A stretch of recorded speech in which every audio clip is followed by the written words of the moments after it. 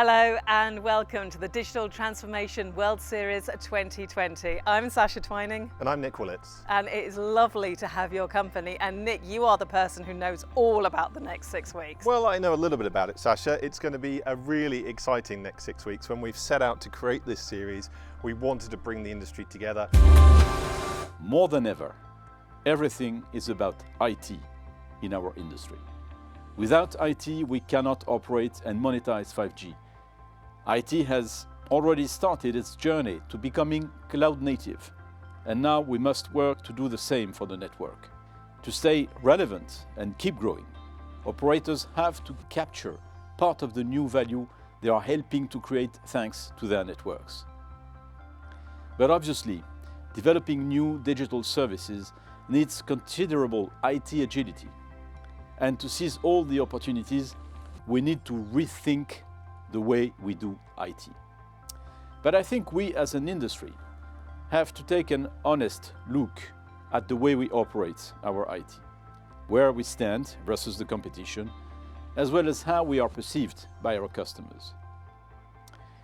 The way we operate IT today as telcos is too complex, too rigid, and too cost-intensive.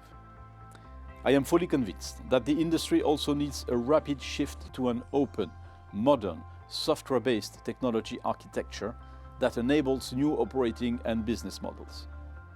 One which is loosely coupled, cloud-native, and AI-driven, made up of standard components which can be easily procured and deployed without the need for customization.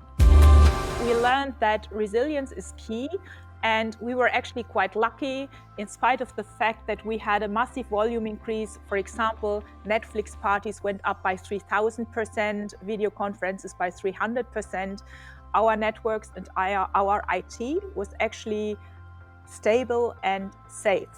And I must say that was due to past investments into resilience, both into technology innovation, but also in the way we work and in culture. Like many of us, we had to bring, in Germany, it was 17,000 call center agents to home office in just a couple of days. And a couple of years ago, that would not have been possible because it requires a can-do attitude. It requires trust between business and IT. I think in our industry, we realized that we are doing something which is of utmost importance for human beings.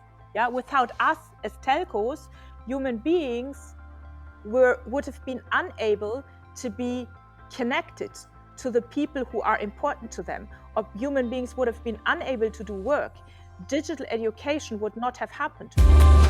And so what we're finding here is that we're, in many cases, choosing to move these workloads, both IT as well as some network, to the public cloud for economic reasons, just obviously better scale and economics, but also just to get more agility and get more exposure to these fast-growing developer ecosystems and tool sets that these cloud players bring to the table. So if you think about powering an edge, and you think about the 5G capabilities that service providers can bring, like it's kind of this yin and yang. You need both the web scale guys and the service providers to make the magic work for enterprises.